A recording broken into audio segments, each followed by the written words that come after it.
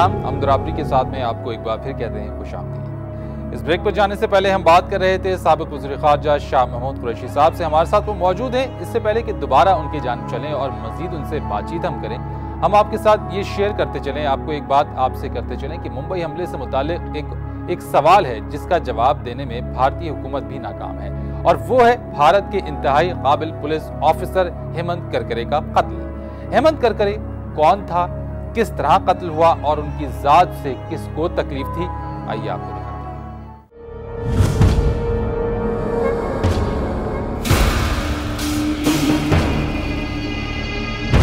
अब हो जाए मुंबई हमले से मुताल्लिक असल हकायक पर बात। ये वो हकायक हैं जो भारतीय प्रोपेगेंडा की गर्द में धुंधला कर रह गए, लेकिन सच्चाई हमेशा के लिए नहीं छुपाई जा सकती। ऐसी ही एक सच्चाई है भारतीय इंसदाद दहशतगर्दी स्क्वाड के साबिक सरबराह हेमंत करकरे का पुरस्कार कत्ल। हेमंत करकरे इंतहा पसंद हिंदुओं की दहशतगर्दी की वारदातों का पर्दाफाश कर रहे थे कि अचानक मुंबई हमले में मार दिए गए। विकिलीक्स के मुताबिक करकरे को डर था कि हिंदू दहशतगर्द नेटवर्क और एस्टेब्लिशमेंट उन्हें कत्ल कर देगी। हेमंत करकरे और अशोक कामते की बेवाएं भारत सरकार के झूठे प्रोपेगेंडे को मानने के लिए हरगिज तैयार नहीं। हेमंत करकरे का पुरस्कार कत्ल, हिंदू इंतहा पसंद नेटवर्क और भारत फौज के ताल्लुकात। मुंबई हमले की तफ्तीश का रुख नई दिल्ली की तरफ मुड़ता दिखाई देता है। इंसदाद दहशतगर्दी स्क्वाड के सरबराह हेमंत करकरे पुलिस मुकाबले के माहिर विजय सालिस्कर और अशोक कामते रंग भावन नामी गली में दहशतगर्दों के हाथों मारे गए थे। अशोक कामते की बीवी वनीता कामते ने इंकिशाफ किया है कि मुंबई पुलिस कमिश्नर हसन गफूर ने कंट्रोल रूम से फोन करके अशोक कामते को ट्राइडेंट होटल बुलाया, लेकिन बाद में ज्वाइंट कमिश्नर राकेश मारिया ने दोबारा फोन करके हेमंत करकरे और अशोक कामते की टीम को रंग भावन गली पहुँचने के लिए कहा।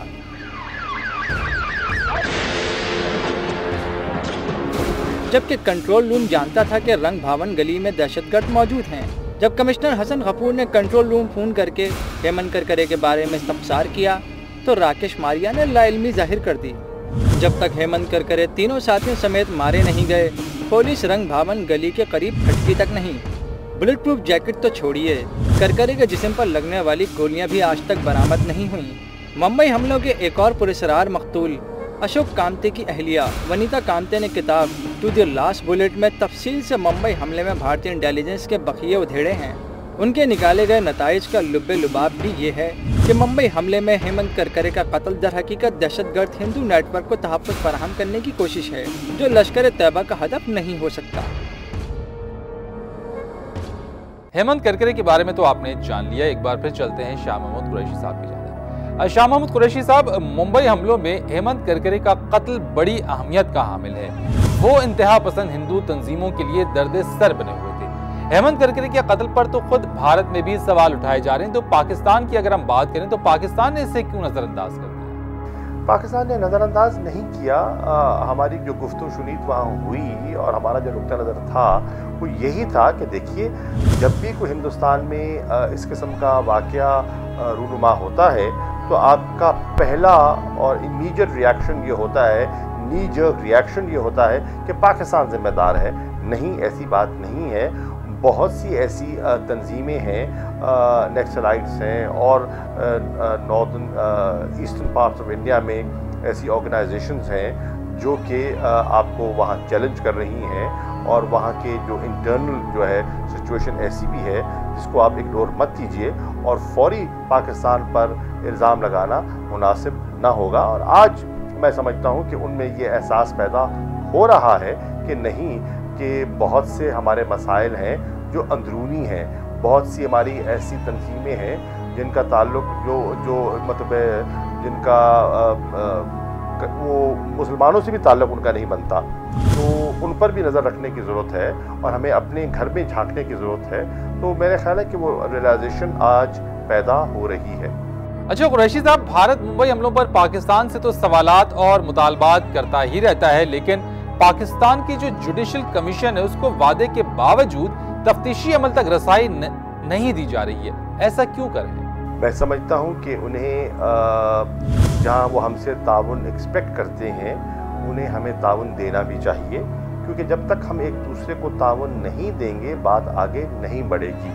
और हम एक दूसरे पर अगर शक की निगाह से देखते रहेंगे तो फिर जो हमारा मकसद है कि हम दहशत गर्दों को शिकस्त दें और दहशत गर्दी पर गलबा हासिल करें, वो हमें नहीं, हम उसमें कामयाबी हासिल नहीं कर पाएंगे।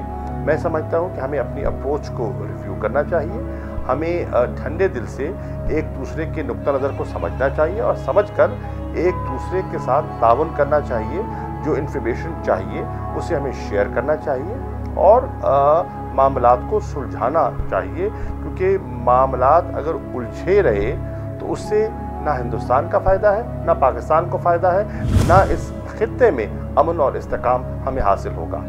अच्छा कुरैशी साहब, मुंबई हमलों से दोनों ममालिक के ताल्लुकात में तो बिलाशुबा दरार आई है, आगे बढ़ते हुए मामलात काफ़ी पीछे चले गए, लेकिन एक नुक्ता नज़र ये भी है कि इससे इंतहा पसंद हिंदुओं को फ़ायदा हुआ जो नहीं चाहते कि पाक भारत ताल्लुकात बेहतर हों। आप क्या राय देंगे इस बारे में? बिल्कुल, मेरा ये नुक्ता नज़र था कि आप अगर ताल्लुकात को अब जो डायलॉग है उसको मुअत्तल करेंगे तो उसका फ़ायदा किसको होगा? उसका फ़ायदा एक्सट्रीमिस्ट को होगा, उसका फ़ायदा उस एलिमेंट को होगा जो नहीं चाहते कि बात आगे बढ़े। और ये तो आप उनके एजेंडे को तक़वियत पहुंचा रहे हैं और बिलाखिर उनको ये बात समझ आई और टिम्पू में जो हमारी बात हुई थी उसमें वो हमारा ये नुक्ता नज़र वो समझे।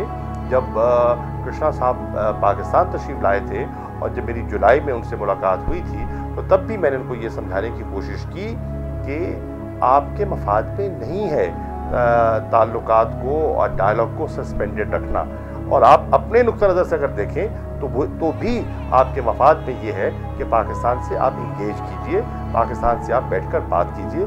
और बिल आखिर इस आर्गूमेंट ने प्रिवेल किया और इसको सामने रखते हुए हिंदुस्तान की हुकूमत ने अपने फैसले पर नज़रसानी की और पूरे डायलॉग को, सब उन सेगमेंट्स को जो कॉम्पोजिट डायलॉग में शामिल थे, आज इस कॉम्प्रिहेंसिव डायलॉग में उन्हें डिस्कस किया जा रहा है। शाह महमूद कुरैशी साहब, बहुत शुक्रिया आपका। नाज़रीन, हम बात कर रहे थे शाह महमूद कुरैशी साहब से। इस प्रोग्राम का सिलसिला जारी रहेगा। वक्त हुआ एक ब्रेक का। ब्रेक के बाद आपसे कुछ मजीद मौज़ूआत हैं, उस पर बात करेंगे। हमारे साथ रहिए।